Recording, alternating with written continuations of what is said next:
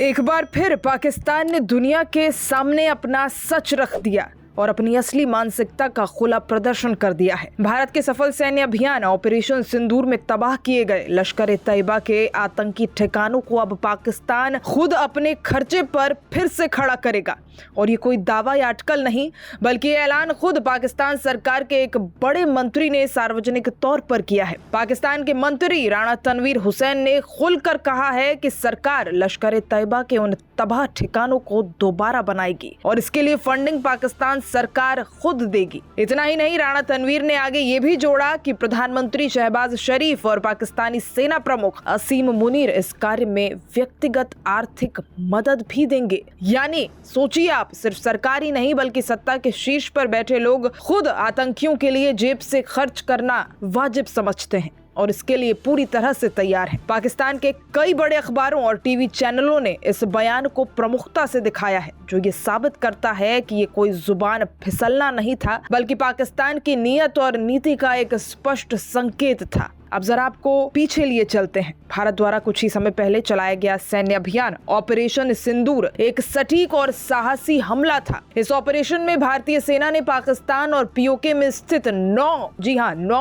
अहम आतंकवादी ठिकानों पर धावा बोल दिया था, जिनमें ज्यादातर अड्डे लश्कर-ए-तैयबा के थे। ये वही संगठन है जिसने मुंबई हमलों जैसे भीषण हमलों को अंजाम दिया था। इन हमलों में 100 से अधिक आतंकी को मौत के घाट उतारा गया और कई ठिकानों को पूरी तरह नेस्तनाबूद कर दिया गया। हम बात कर रहे हैं ऑपरेशन सिंदूर की। इस वक्त ऑपरेशन सिंदूर के बाद भारत और पाकिस्तान की सेनाओं के बीच तनाव काफी बढ़ा, लेकिन कूटनीतिक प्रयासों के बाद युद्ध विराम पर सहमति बनी। मुरीद के जो लाहौर से लगभग 33 किलोमीटर दूर है, ये वही जगह है जहां लश्कर-ए-तैयबा का मुख्यालय मरकज-ए-तैयबा स्थित है। रिपोर्ट्स की माने तो 200 एकड़ में फैले इस अड्डे पर आतंकियों की भर्ती, ट्रेनिंग और भारत पर हमलों की साजिशें रची जाती है। ये वही जगह है जहां 1980 के दशक में पाकिस्तान की खुफिया एजेंसी ISI की मदद से हाफिज सईद ने लश्कर-ए-तैयबा की नींव रखी थी। अब जब पाकिस्तान खुद इन अड्डों को दोबारा खड़ा करने की घोषणा कर रहा है, तो ये साफ हो जाता है कि वो आतंक के खिलाफ नहीं बल्कि आतंक के साथ खड़ा है। वहीं ग्लोबल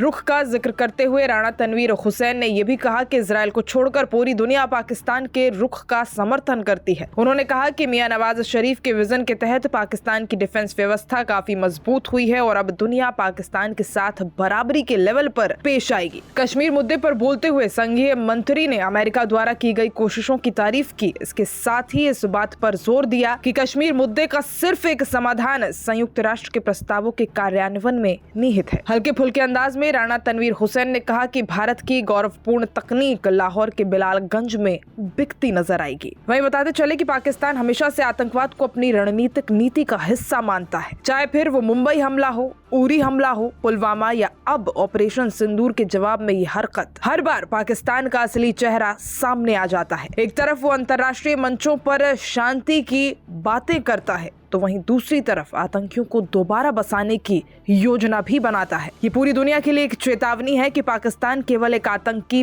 परोसने वाली फैक्ट्री नहीं बल्कि आतंकवाद का प्रमोटर और संरक्षक भी है। भारत को अब ये समझना होगा कि न केवल सीमाओं पर बल्कि वैश्विक मंचों पर भी पाकिस्तान की इस दोहरे चेहरे वाली नीति को उजागर किया जाए।